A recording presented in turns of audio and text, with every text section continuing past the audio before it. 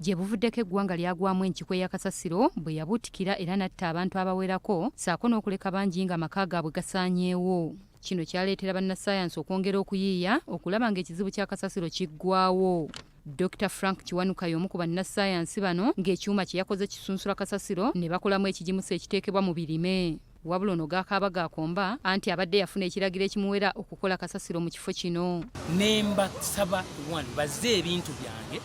Secondly, bambuulire lina ettaka lyange nyina license ya workshop era ne license namba njiyina ne coin namba njiyina license weeri nembeera nga mbasaba bambuulire ekigenda mu maaso baakoona ekifo kino ne kituuka ku ttaka ne baleka buli kimu ka container omwali ebintu buli kimu ne babireka nga bwe biri.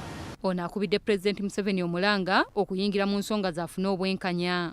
Bwe baavaawo ne bakola sitori endala ne basangula ekyapa kyange nga bagamba nti ekyapa kyange tekikyaliwo, waliwo ekyapa ekiri 1376.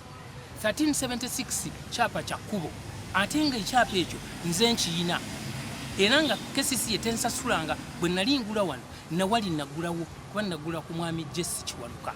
Omwogezi wa KCCA Daniel Nuwabine naye aliko byalambuludde ku nsonga eno. Abadde ateekayo bwannagamba nga bulumugamba tawuliriza tagoberera mateeka era singa abadde n'okusaya badde aluleeta netulaba netuntunulako niwe gye yalujja naye okuzimba mu kibuga nga tolina lukusa kive ate nga ekifo ky'ozimba mu kiyinza okuleeta obulabe